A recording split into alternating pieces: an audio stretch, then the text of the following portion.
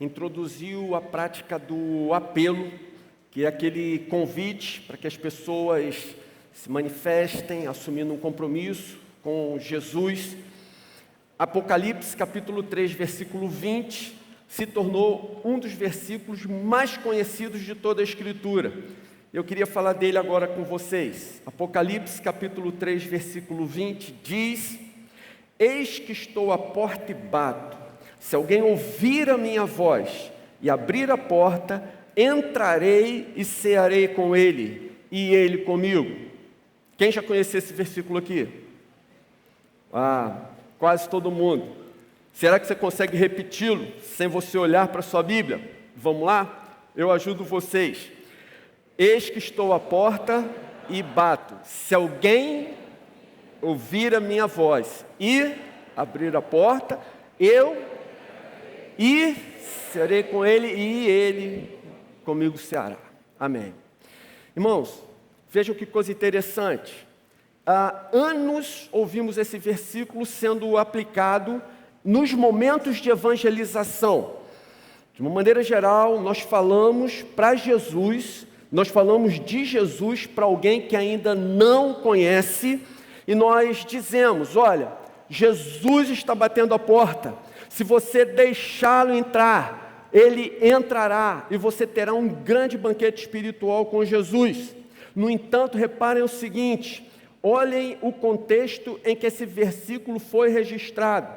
Esse versículo é parte de uma carta que Jesus envia a uma de suas igrejas.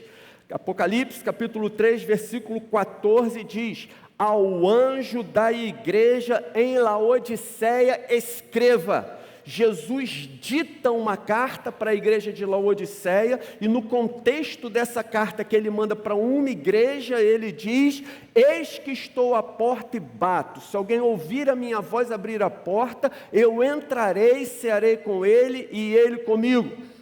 Jesus não está enviando esta carta ao mundo. Jesus está enviando essa carta à igreja. Ele direciona a igreja, ele direciona o seu povo. Então, Jesus está dizendo que ele está batendo a porta, que ele está do lado de fora, que ele está tentando fazer contato. Jesus está querendo se aproximar, ser recebido, ter comunhão. E nesse momento ele não está se dirigindo aos ímpios, ele não está se dirigindo aos incrédulos, aos céticos. Ele está falando aos membros de uma igreja. Jesus se volta e fala com cristãos, ele está falando com crentes. É duro termos que admitir isso, mas é possível que uma igreja, isso mesmo que você ouviu, uma igreja que um dia foi fervorosa, apaixonada, vibrante, uma igreja que conheceu e experimentou o evangelho verdadeiro de Jesus, a partir de algum momento, retirou Jesus do seu meio, afastou Jesus do seu dia a dia, deixou do lado de fora. É terrível nós percebermos que é possível que uma igreja que já foi relevante, uma igreja que já foi submissa a Cristo, solidamente fundamentada nas Escrituras Sagradas, em algum momento deixou de encontrar relevância no seu Deus. Essa igreja, ela não chegou a negar a fé, ela não apostatou da fé, mas Jesus deixou de fazer parte do seu dia a dia. Aquelas pessoas continuavam se reunindo para orar, elas continuavam cantando, continuavam orando, continuavam lendo a Bíblia, algumas até contribuíam financeiramente, mas os seus corações haviam se fechado para o Salvador. Elas ainda gostavam de conversar sobre temas bíblicos, alguns eram capazes de discutir temas teológicos em profundidade. Contudo, para eles, a morte e a ressurreição de Jesus não causava mais impacto, deslumbramento, alegria, motivação para viver. Laodiceia era uma igreja muito próspera, deixa eu voltar atrás. Laodiceia era uma cidade muito próspera, na qual se encontrava essa igreja. Laodiceia era uma cidade com um padrão muito alto de vida para a sua época. Ela produzia uma lã negra que era de difícil obtenção e era muito valiosa. Laodiceia desenvolveu um unguento para tratamento de óleos infeccionados, que era algo de absoluta vanguarda para aquele momento da história. Ela se tornou uma referência em medicina. Portanto, era uma cidade de ponta, era uma cidade que as pessoas olhavam com imenso deslumbramento. E assim, as circunstâncias que a igreja em Laodiceia vivia eram muito confortáveis. A igreja em Laodiceia possuía fartura material. Em outras palavras, era uma igreja que tinha muito dinheiro. Aquela igreja não era perseguida, nem pelos judeus, nem pelos pagãos. Na igreja de Laodiceia não tinha nenhum falso profeta, contra quem eles deveriam lutar, se impor, banir do seu meio. Na verdade, a igreja em Laodiceia conseguiu o absurdo de se acomodar e viver tranquilamente em meio a várias outras religiões. E por causa dessa política religiosa, ela conseguiu se isentar de conflitos. Ela estava satisfeita, ela estava absolutamente confortável, era uma igreja totalmente acomodada. Por isso, ela achava que tinha autonomia, achava que era independente, que não precisava mais de Jesus. Era uma igreja que não precisava mais do seu Deus. Então Jesus se apresenta a ela dizendo, versículo 14, estas são as palavras do Amém, a testemunha fiel e verdadeira, o soberano de toda a criação, o soberano da criação de Deus. O Amém, quando Jesus se apresenta como essa palavra, para aqueles cristãos, eles sabiam, esse termo era um termo muito familiar. Eles conheciam a palavra Amém. Eles sabiam que amém era uma expressão que se manifestava como se fosse um sim muito enfático, um sim muito convicto, que era dito ao final de uma oração, era dito ao final da dissertação ou da leitura de algum texto sagrado. E Jesus se apresenta como uma testemunha fiel e verdadeira. Afinal, é Jesus quem está dando a revelação do Apocalipse para João. Ele testemunhou as coisas que haveriam de ser. Ele é o soberano da criação, assim ele se apresenta, ou seja, quem criou todas as coisas.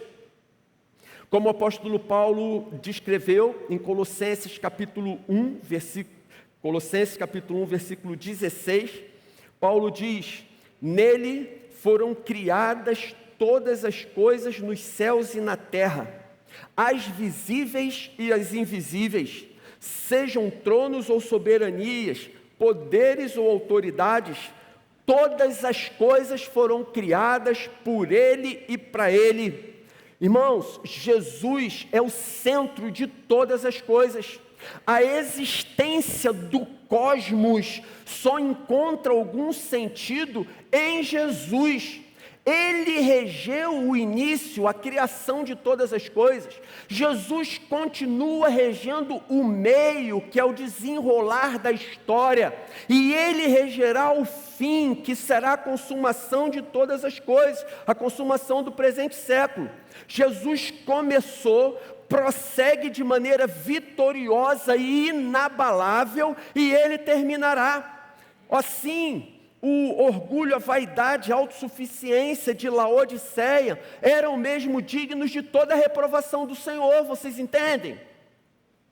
Sua esperança, sua alegria, suas motivações foram deslocadas de Jesus para este mundo, para este século. para essa terra, para essa vida. Eles deixaram de dar glória a Deus, eles deixaram de lhe ser gratos, a Ele que lhes provia todas aquelas coisas. É por isso que Jesus compara aquela igreja a águas mornas. E Ele diz: vocês parecem água morna, vocês são insuportáveis. E Ele chega a dizer, versículo 16: estou a ponto de vomitá-lo da minha boca. Meu Deus! A seguir, Jesus descreve aquela igreja com 5 adjetivos. Versículo 17, Ele diz: você diz, estou rico, adquiri riquezas e não preciso de nada. Não reconhece, porém, que é miserável, digno de compaixão, pobre, cego e que está nu. Gente, aquela igreja perdeu completamente o foco. Ela se perdeu pelo caminho. Aquela igreja perdeu completamente a sua identidade. No meu livro Jesus Está Vivo, eu compartilho a experiência de uma missionária chamada Christine Caine.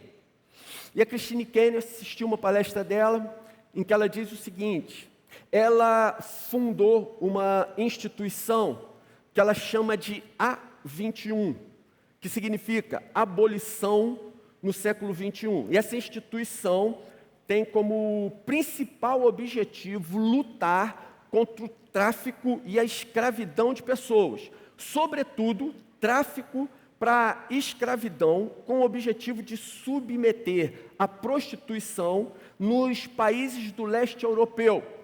Então ela conta o seguinte, que numa certa ocasião, um container com 60 mulheres saiu do norte da África em direção à Turquia. Um container com 60 mulheres saiu do norte da África em direção à Turquia. Elas estavam sendo traficadas. Você consegue imaginar o que é isso? Para você ter uma ideia, nós temos, os nossos banheiros são containers. Imagine 60 pessoas dentro de um banheiro como esse que nós temos aqui, que é um container padrão. Saíram 60 mulheres, mas um problema na ventilação do container fez com que 30 delas morressem sufocadas pelo caminho. Elas foram desembarcadas na Turquia, e da Turquia para a Grécia, elas seriam levadas em bote. Quando elas estavam no meio do caminho, no mar, a polícia costeira da Grécia chega para dar o flagrante, mas para que os traficantes se livrassem do flagrante, eles jogaram toda a mercadoria no mar. A maioria daquelas 30 mulheres até então nunca havia visto praia ou oceano na vida. Menos de 10 entraram na Grécia. E um dia Christine Caine estava pregando num bordel de Atenas para uma dessas mulheres sobreviventes, e ela vinha falando sobre a graça de Deus, o amor de Deus, a ponto de entregar seu filho, por amor a ela, do carinho de Deus, do cuidado de Deus com ela, com aquela mulher, quando, num certo momento, ela interrompe a missionária com um grito, e ela pergunta: se tudo isso que você está me falando é mesmo verdade, por que você não veio antes? Por que você não veio antes? Christine Caine disse que ela apenas baixou a cabeça, se lamentando, e respondeu com toda sinceridade. Ela disse: me perdoe, eu não consigo pensar em nada que fosse mais importante e que justificasse eu não ter vindo antes. Pregou aqui, alguns anos atrás, o pastor Léo Matos, que é da Igreja Batista Central de Belo Horizonte, um jovem, e ele contou sua história aqui para a gente, dizendo que ele, bem cedo, se envolveu com drogas, se envolveu com tráfico, e acabou preso. Uma mulher da igreja o visitava, convidou para sua célula. Em algum momento ele chegou na célula, se converteu.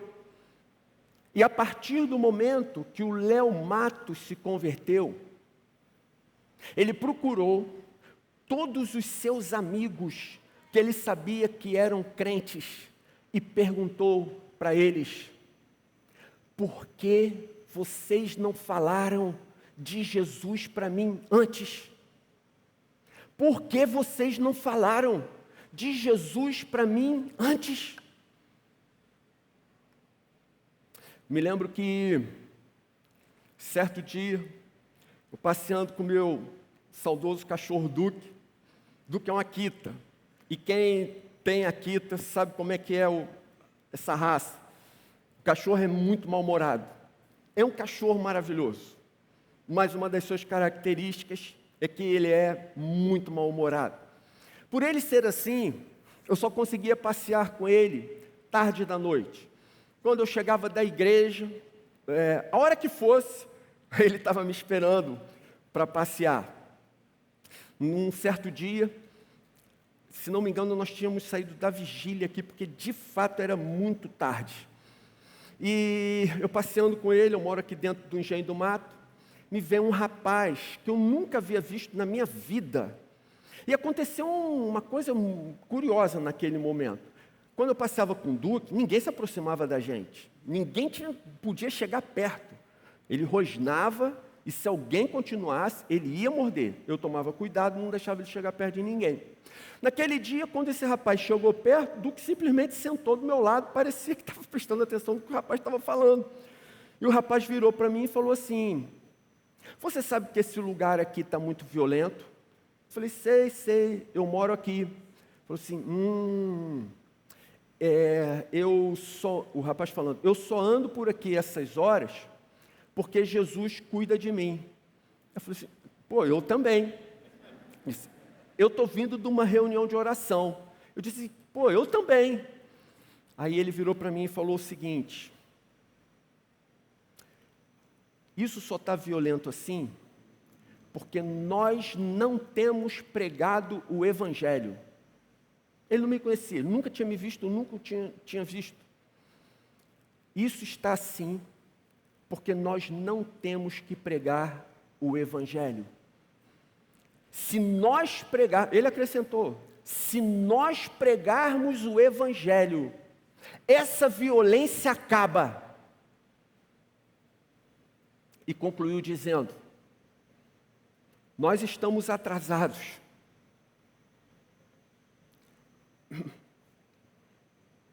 Então, eu não sei se foi um anjo que Deus mandou, no meu coração eu entendi. Se foi um anjo ou não, que quem estava falando comigo ali era Deus, isso daí eu não tenho dúvida nenhuma.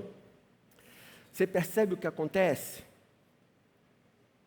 Eis que estou à porta e bato.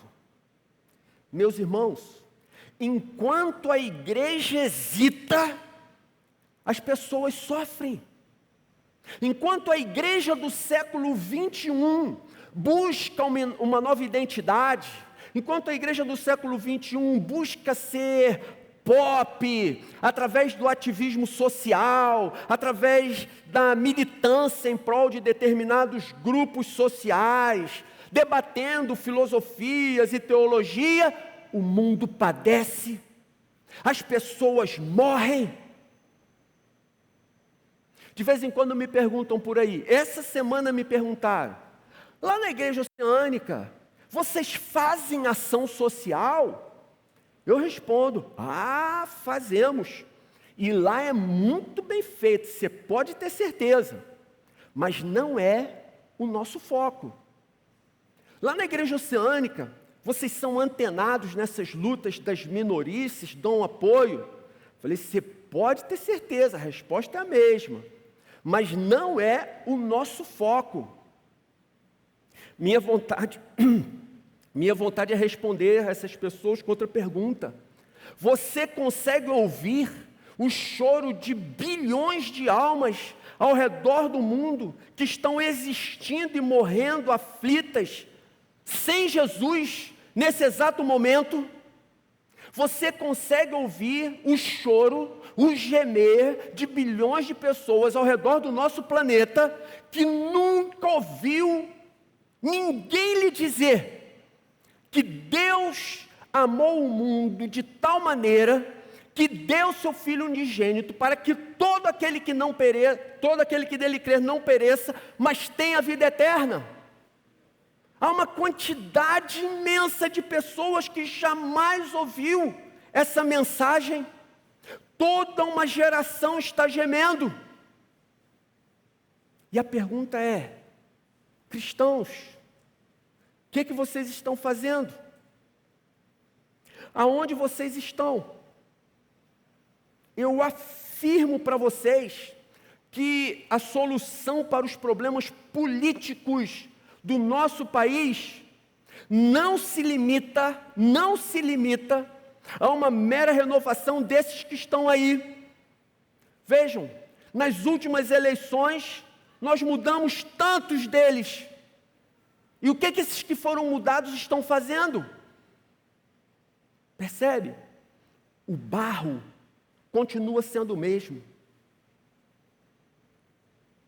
A solução para a miséria e para a pobreza do nosso país não está no ativismo social, não está nas manifestações políticas, não está em ações de ONGs. Apenas a mensagem do Evangelho tem poder para transformar, mudar efetivamente as vidas. E à medida que essas vidas forem sendo individualmente transformadas, toda a sociedade o será. Por isso a atenção de Deus não está voltada para os políticos em Brasília. A atenção de Deus não está voltada para as ações do Ministério da Fazenda, para as oscilações da Bolsa de Valores, para a autonomia do Banco Central.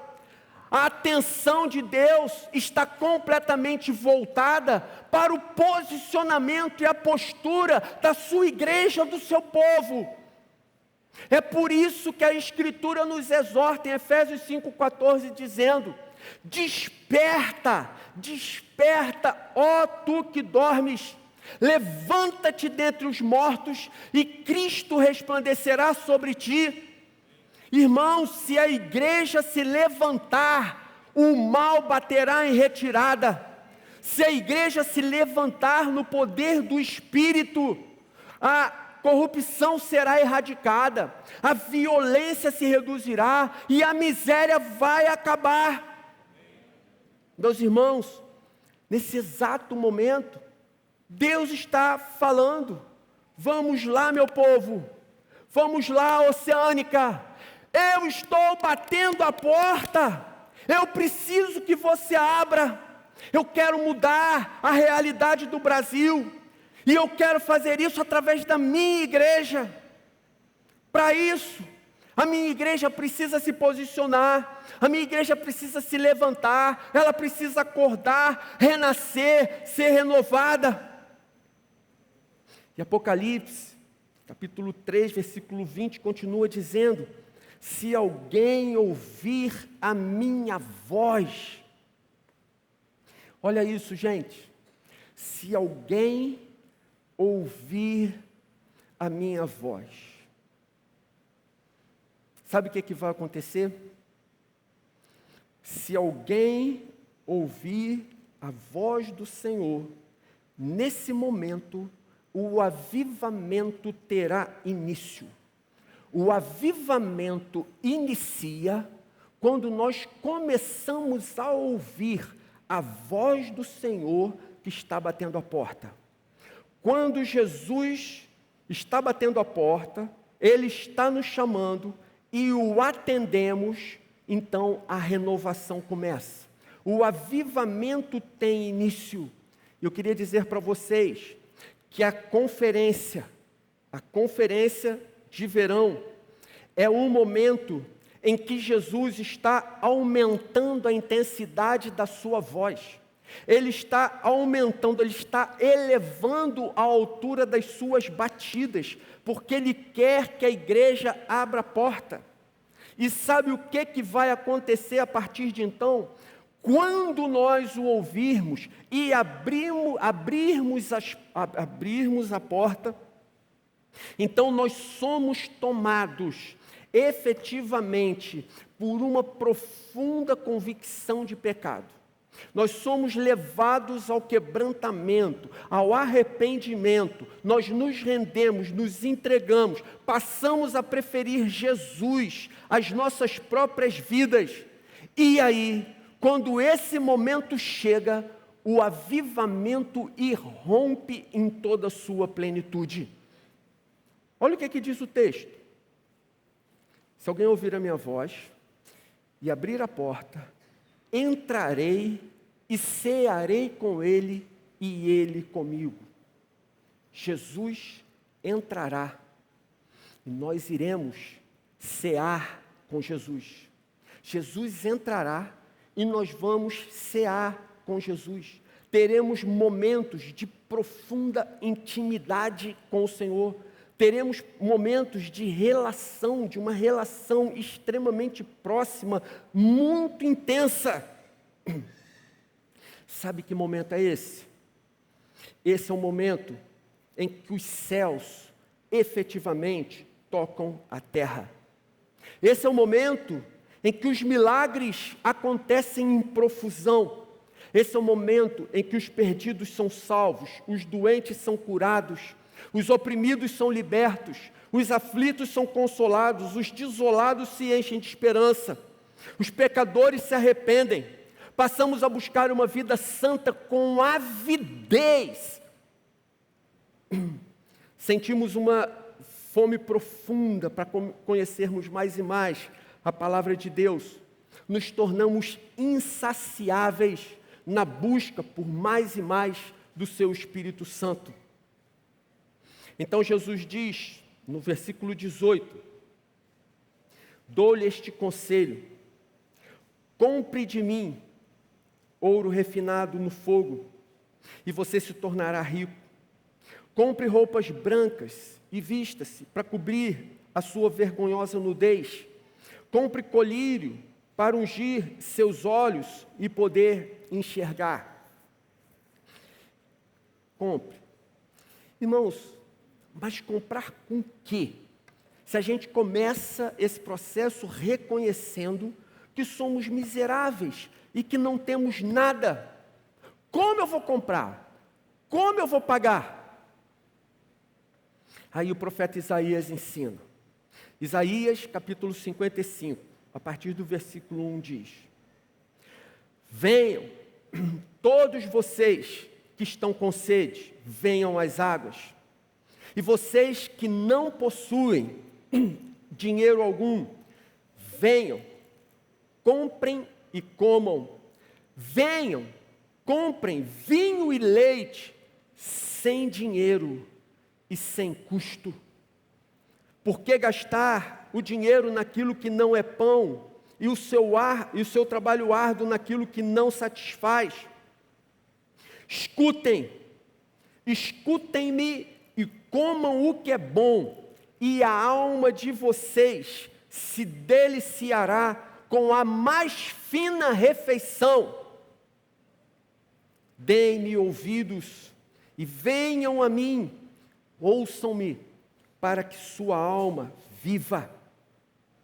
Quando Jesus entra e ceia conosco, é Ele que traz o banquete. Quando Jesus vem para cear conosco, Ele traz o ouro refinado, que é a preciosidade de uma vida santa. Ele traz vestes brancas, Ele dá a possibilidade de lavarmos a nossa roupa. Para aqueles que até então só usavam as vestes negras de Laodiceia, Ele traz o precioso colírio que lubrifica os olhos da alma. Ele é o pão, Ele é quem enche o nosso cálice, é Ele quem nos supre de maneira abundante em todas as coisas. Dito isso, irmãos queridos, vou fazer apenas duas aplicações. A primeira aplicação que eu faço para mim e para vocês é: aproveite essa oportunidade para se acertar definitivamente com Jesus. Aproveita essa oportunidade da conferência, da gente estar aqui, dele estar falando com a gente, para você se acertar definitivamente com Jesus. O versículo 16 do texto diz assim: estou a ponto de vomitá-lo da minha boca. É interessante, irmãos, a gente observar o seguinte: Jesus não diz que vai vomitar a sua igreja, muito menos que já teria vomitado. O que ele diz é que a postura da igreja está aborrecendo ele, está fazendo mal ao seu coração. Ele ainda não vomitou, ele ainda não definiu se de fato fará, que há o risco disso acontecer. Mas quando Jesus diz, estou a ponto de vomitá-lo da minha boca, o que Jesus está fazendo nesse momento? Ele está dando tempo para que aquelas pessoas reconheçam o seu pecado, reconheçam a frieza do coração, se arrependam, se acertem e mudem de atitude. Depois de exortar a sua igreja, Jesus agora dá tempo para que ela se arrependa, reconheça os seus erros, para que ela se acerte. Ele dá tempo para a igreja mudar. Agora, você sabe o que é maravilhoso? É que o mesmo versículo que nos exorta e nos repreende, também nos dá esperança. Deveria encher o nosso coração de alegria. Quando Jesus diz que está à porta e bate, isso significa que Ele ainda está lá, Ele ainda está batendo, Ele ainda está próximo, Ele não se distanciou, Ele não nos abandonou, Ele não desistiu de nós. Jesus não se retirou do nosso meio, Ele ainda quer você, Jesus ainda insiste na sua vida, Ele continua batendo, Ele ainda está próximo, mais próximo do que podemos imaginar. Então, irmãos, nós não podemos perder essa oportunidade de nos acertarmos definitivamente com Jesus. E a segunda aplicação, eu diria, renda-se completamente, todas as áreas da sua vida a Jesus. Olha que coisa, irmãos, assustadora. Laodiceia não se tornou reprovável por ter se pervertido sexualmente. Laodiceia não se tornou reprovável porque abraçou pecados morais, porque abandonou as Escrituras, porque negou a fé. Não, o seu pecado não foi esse. O pecado daquela igreja foi o fato de, a partir de um certo momento, ela ter passado a se considerar autossuficiente, independente do seu Senhor, independente do seu Salvador e do seu Deus. O pecado daquela igreja foi ter fechado a porta e deixado Jesus de fora, foi ter acreditado que podia mesmo viver sem Ele. Agora veja o que Paulo diz em Romanos capítulo 12, versículo 1. Paulo diz assim: rogo-lhes pelas misericórdias de Deus, que se ofereçam em sacrifício vivo a Deus. Eu rogo a vocês, que vocês se ofereçam como sacrifício vivo a Deus. Esse, irmãos, é o grande desafio da vida cristã, nós sermos sacrifícios vivos. Sabe por quê? Não foram poucas as vezes que nós tivemos oportunidade de entregar a nossa vida no altar. Não foram poucas as vezes que nós de fato fizemos isso, com sinceridade de coração. Fomos lá, ouvimos a voz de Deus, vou entregar minha vida, eu quero sacrificar a minha vida, eu quero que Jesus viva em mim. Então eu vou ao altar e entrego minha vida como sacrifício. Mas como Paulo ressalta, como um sacrifício vivo, e aí é que está o problema. Como eu sou um sacrifício vivo, eu me coloco no altar, mas quando o sacerdote vem com aquele cutelo para acabar com a minha vida, para destruir o meu ego, para que Jesus viva em mim, eu sou vivo, um sacrifício vivo. Então eu pulo do altar e fujo dali, daquele momento. O grande desafio da vida cristã é nós sermos esse sacrifício vivo. Nós nos colocarmos no altar.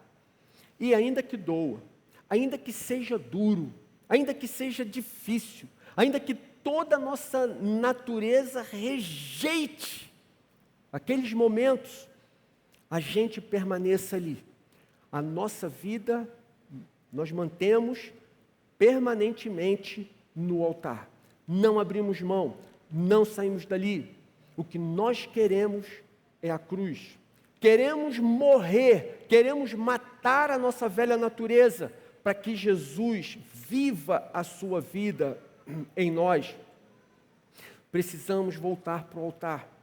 E essa é a hora. Então renda-se completamente a Jesus. Eu quero concluir, irmãos queridos, dizendo para vocês que eu nunca vou me esquecer daquele dia de 11 de setembro de 2001, dia dos ataques às Torres Gêmeas em Nova York. Eu estava na escola de pastores, o pastor e professor Franklin Ferreira dava aula ali. Aí, num determinado momento, Franklin entra assustado na sala, dizendo: gente, Estados Unidos está sendo atacado dentro do seu território. Já derrubaram 2 torres, já acertaram alguma coisa contra o Pentágono, que até então não sabia exatamente o que era, e as informações são de que ainda há vários aviões sequestrados no ar. Quem viveu aquele momento lembra, aquele período ali entre 11 horas da manhã e meio-dia, o mundo entrou num caos completo.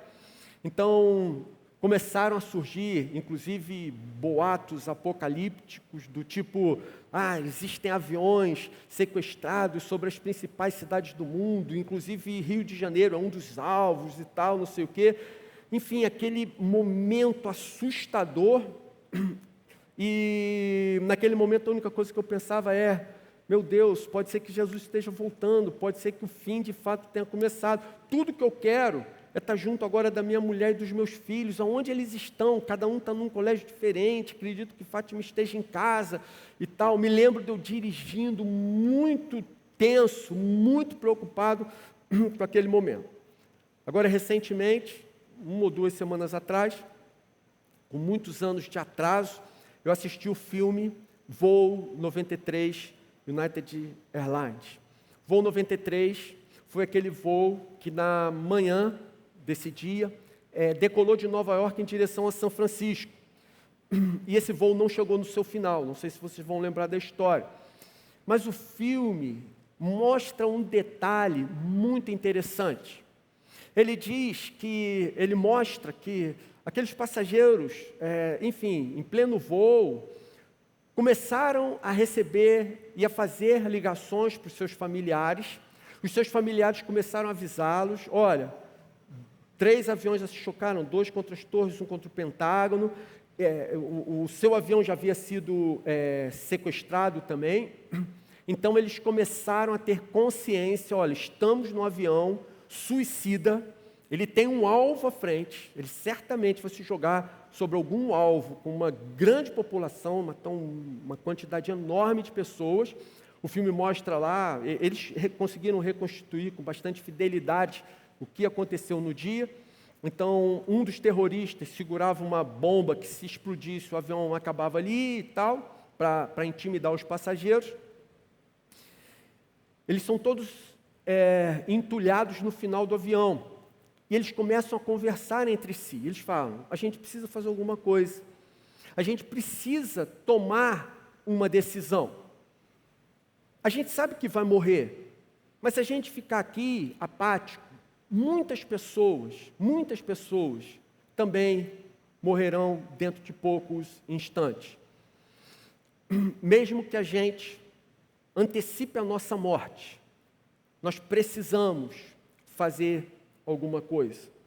E a decisão deles agirem naquele momento crucial fez toda a diferença.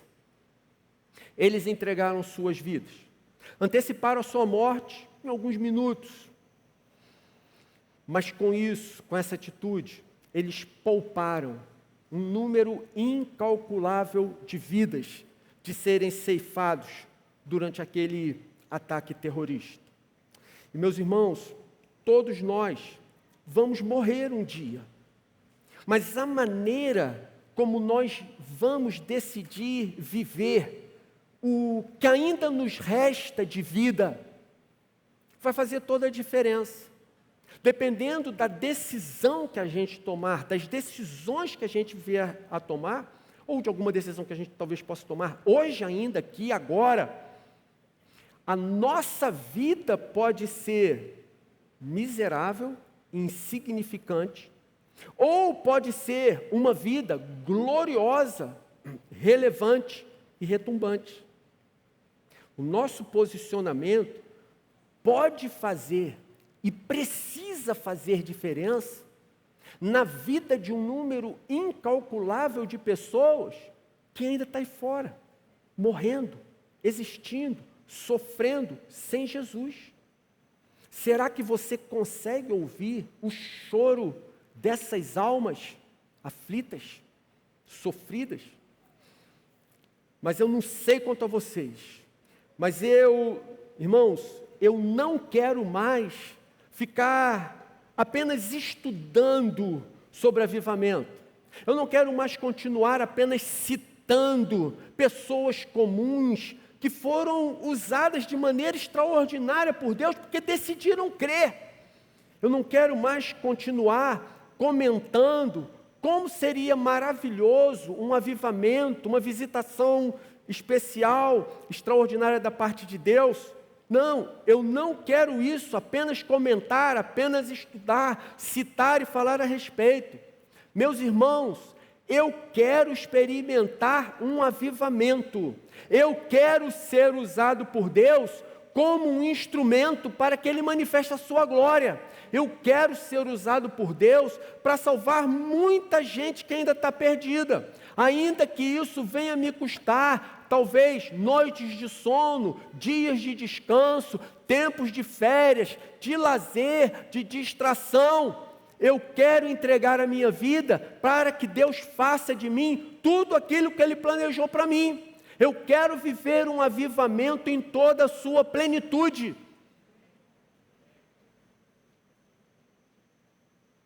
Meu irmão, será que você está preparado? Você gostaria mesmo de viver algo assim? Às vezes a gente fala sobre como seria bom nós vivermos na igreja do Novo Testamento. Como seria bom se a gente vivesse naquela igreja de Atos dos Apóstolos? Igreja que perseverava na doutrina dos apóstolos, na comunhão, no partir do pão. Os apóstolos faziam milagres, maravilhas, dia a dia, ali no meio da igreja. Irmãos, será que seria bom mesmo? Sabe o que eu me pergunto? Será que com o nosso padrão de vida cristã, nós seríamos aceitos naquela igreja? Será que nós passaríamos por uma avaliação se fôssemos confrontados pela liderança da igreja de Jerusalém? Nós seríamos aceitos à comunhão da igreja se nós estivéssemos sendo arguídos pelos líderes daquelas igrejas de Jerusalém, de Antioquia, de Alexandria?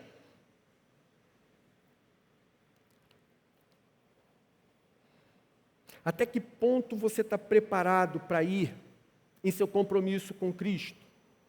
Você já entendeu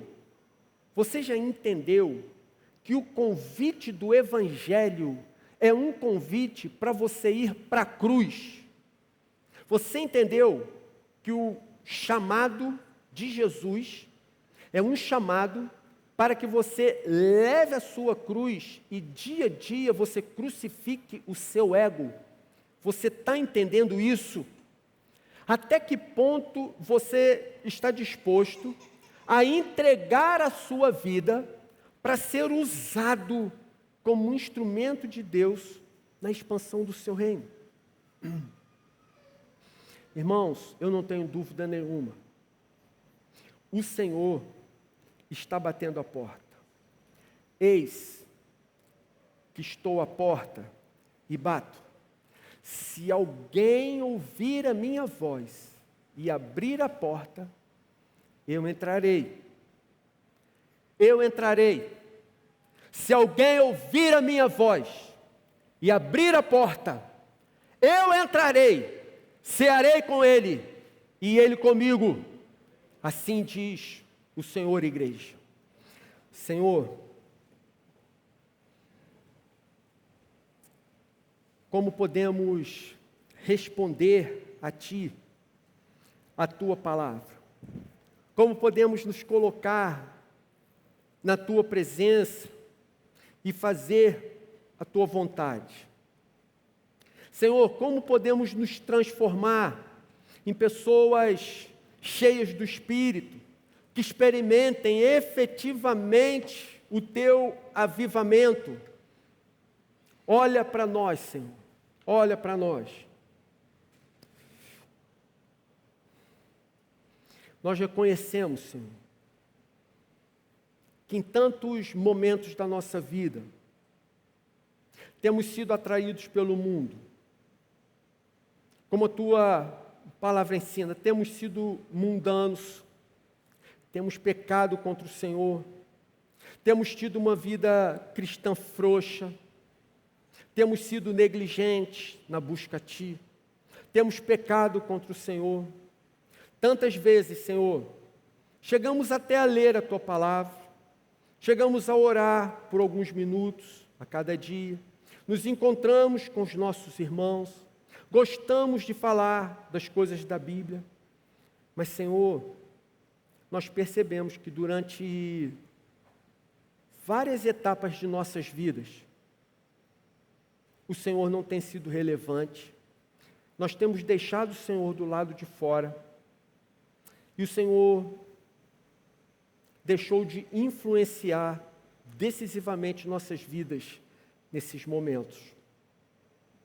Mas, Senhor, nós sabemos que não podemos produzir o avivamento, sabemos que não podemos produzir uma visitação do Teu Espírito, e não somos capazes, Senhor, nem mesmo de nos arrependermos dos nossos pecados, se o Senhor não nos conceder, se o Senhor não nos iluminar. Nós precisamos do Senhor para tudo, Senhor, até mesmo para conseguirmos respirar o ar que Tu nos dás. Então, nesse momento, Senhor, fala aos nossos corações, toca em nossas vidas, Senhor. Ajuda-nos a assumirmos um compromisso sério, profundo, definitivo com o Senhor. Por favor, Senhor, mais uma vez nós Te pedimos, vem sobre nós, vem sobre nós. Nós não queremos, Senhor, as manipulações humanas, nós não queremos ser influenciados humanamente, mas nós rogamos a Ti, por um sopro genuíno, por um sopro verdadeiro, um sopro que venha do Teu trono, um sopro do Teu Espírito, Senhor. Nós cremos que Tu podes fazer isso. Durante tantos momentos da história, o Senhor agiu assim, e o Senhor pode fazer mais uma vez com a gente, Senhor. Nós sabemos que a igreja passou por tantos momentos de vales, tantos momentos em que ela não tinha um comportamento diferente do mundo. Durante alguns momentos, Senhor, durante algumas fases da história da igreja, Senhor, ela foi tão mundana quanto os pagãos. E ali o Senhor as socorreu, o Senhor enviou o Teu Espírito, o Senhor reavivou o Teu povo, O Senhor fez com que aqueles ossos secos revivessem. O Senhor trouxe avivamento, vida de Jesus para o teu povo, para a tua igreja. E o que nós estamos fazendo aqui, Senhor, é unindo o nosso coração para pedir a Ti que Tu faças isso mais uma vez. Vem mais uma vez sobre nós, Senhor. Vem mais uma vez sobre nós. Tu conheces a nossa natureza. Os nossos pecados furam a nossa alma, de maneira que o Senhor envia do Teu Espírito, nos enche do Teu Espírito, mas o nosso pecado drena. Pelos nossos pecados o Teu Espírito se vai, pelo nosso pecado nós somos esvaziados. Por isso, Senhor, precisamos ser enchidos novamente. Mais uma vez vem sobre nós, Senhor. Mais uma vez vem, mais uma vez nos enche, Senhor. Eis-nos aqui. E é isso que nós pedimos. Essa é a nossa oração, Senhor. Essa é a nossa oração. Em nome de Jesus. Amém.